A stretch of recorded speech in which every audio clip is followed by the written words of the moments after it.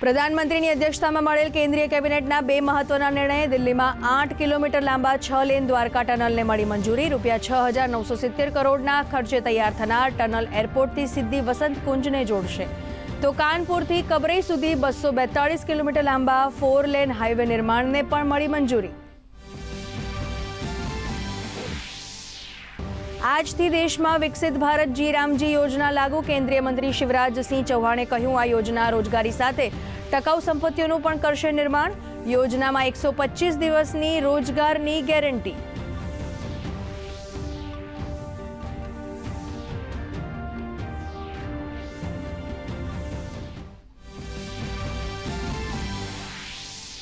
Digital India મિશનના 11 વર્ષ પૂર્ણ. 11 વર્ષોની ડિજિટલ યાત્રાએ સશક્ત, સમાવેશી અને આત્મનિર્ભર ભારતના પાયાને કર્યો વધુ મજબૂત.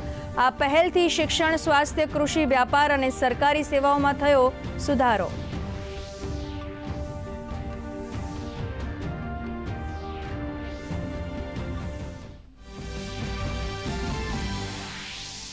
વીજ પોલ અને જમીન સંપાદન મુદ્દે સરકારનું નિવેદન. કહ્યું, તમામ સંગઠનોના અભિપ્રાય બાદ ખેડૂતોના હિતમાં લાંબા ગાળાનો લેવાશે નિર્ણય. મુખ્યમંત્રીએ બેઠકમાં સરકારી ઓફિસોમાં સ્વચ્છતા પર મૂક્યો ભાર. મહિનાના પ્રથમ રવિવારે મંત્રીઓ સ્વચ્છતા અભિયાનમાં જોડાય તેવી સીએમની સૂચના.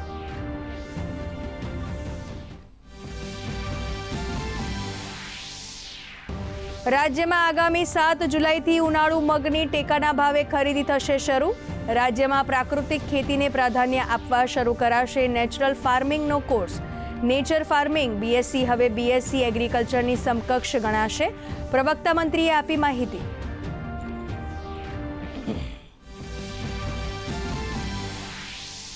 રાજ્યમાં મેઘરાજાની પધરામણી. છેલ્લા 12 કલાકમાં 92 તાલુકાઓમાં વરસાદ. સૌથી વધુ વાપીમાં 6.61 તો ઉમરગામમાં 5.16 ઇંચ વરસાદ. સુરત, વલસાડ, દમણમાં ભારે વરસાદનું રેડ એલર્ટ જાહેર.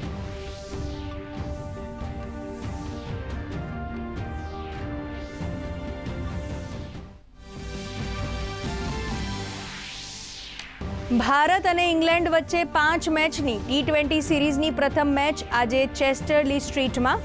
ભારતીય સમય મુજબ રાત્રે 10 વાગ્યે મેચ. શ્રેયસ અય્યરની આગેવાની હેઠળની ભારતીય ટીમ જીત સાથે અભિયાન શરૂ કરવા આતુર. તો 15 વર્ષીય વૈભવ સૂર્યવંશીના ડેબ્યુ પર પ્રશ્નાર્થ.